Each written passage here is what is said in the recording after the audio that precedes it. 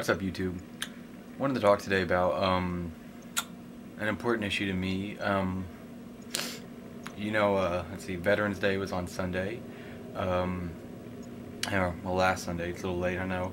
Um, you know, we had an assembly at our school. Now, the way it works at our school, anyway, we had a Veteran Day assembly where we had veterans come and talk and everything. And the way it works at our school is your teachers, it's your teacher's discretion whether you go or not. And you think, okay, there'd be a lot of people wanting to go, teachers-wise. No, not even history teachers. I mean, it's empty. There's only like 10 classes out of, hundreds of classes, right? But anyway, so I got to go down there for photography, get take some pictures and everything. But I went, and I was sitting there and I was listening to some of the veterans talk.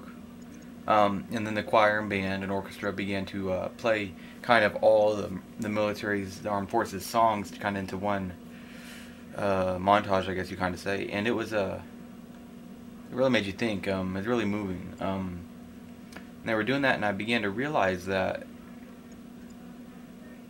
we live in a really great country. Not saying that I haven't realized this before, but just really thinking about it, we really do. We really do.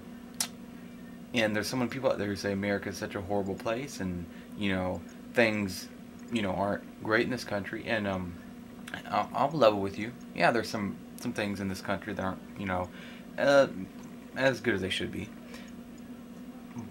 but they're not that bad compared to other countries and everything. I mean, in my personal opinion, it's going to get you messed up or angry, but I believe that there should be a mandatory military requirement that you should have to serve at least something like 2 years. Now, of course, no one else probably agrees with me on that. I just feel that, you know what? So many people are angry with our military and everything, even though people join freely.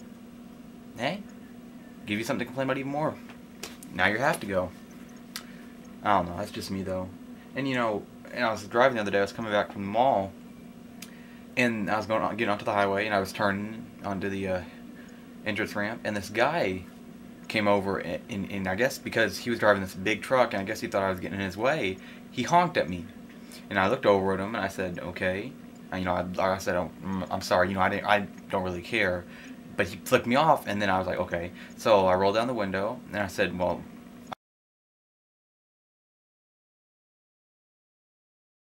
I said, fuck you to him. And he said something, blah, blah, blah.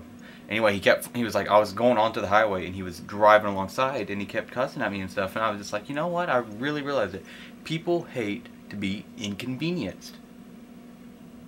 And you know what, that's a problem. No one wants to be inconvenienced anymore. No one wants to be ridiculed. No one wants to have to wait for something for them. Same thing with tickets and stuff. Whenever you get pulled over, oh, God, why do you have to pull me over? Oh, just give me the ticket and I don't want to wait. Heaven forbid you should be inconvenienced for the safety of other people. It's not always about you. Grocery store, you're waiting in line or something, and then someone in the back gets angry because the person up front is older and has to bring out little pennies out of her purse or something. Why can't you just be a little bit more patient? I know you're saying, oh, I got a lot to live for, I got a lot of stuff to do. It doesn't mean that you can't be patient. Life's too short. Don't get angry at stuff. You're going to be inconvenienced sometimes in life, and that's what people need to realize. Military, the government, everything. You're going to be inconvenienced sometimes. You are. And that's anywhere in the world, people. That's not just America. Anywhere. Actually, in America, you're least inconvenienced. And this goes on to that free healthcare topic to me, anyway, with one of the major issues of the presidential campaign. People want free healthcare. Here's going to get you about free healthcare. Yeah, it'd be nice to be able to have it so everyone can have free healthcare. But in America, the last time I checked, now, I might be mistaken, but I'm not. There is free healthcare already. You're not denied healthcare. When you go in the hospital, you will be treated. You will be treated. As simple as that. And actually, if you don't pay, you don't pay.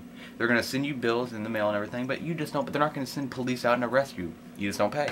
So free healthcare, yeah, it'd be nice. But in Canada and stuff, people who work for companies in the United States, or who work for companies that are located in the United States, and are live in Canada and have a work visa here, actually come to America to get their health care. They don't want to get it there because you have to wait years just to go see a doctor. Why would you want that here? You want to be talking about getting inconvenienced? That's a major inconvenience to everybody. You know what I'm saying? I don't care if you have money or not. You're not denied healthcare now as it is. You shouldn't be denied healthcare. You're not ever going to be denied healthcare. Sometimes you just need to learn that some things are going to be not as fair as others to some people. That's life. I mean, my God, I think people would like that. It's democracy versus communism where everyone's equal. I mean, I don't know. It seems a little hypocritical, but well, I know I'm just a kid, right? But anyway, I'm making this a long video. I'm sorry, 5 minutes 30 seconds, but it's just I can't understand why people can't be inconvenienced with anything. Like, I mean, my God, get some patience. An inconvenient truth indeed.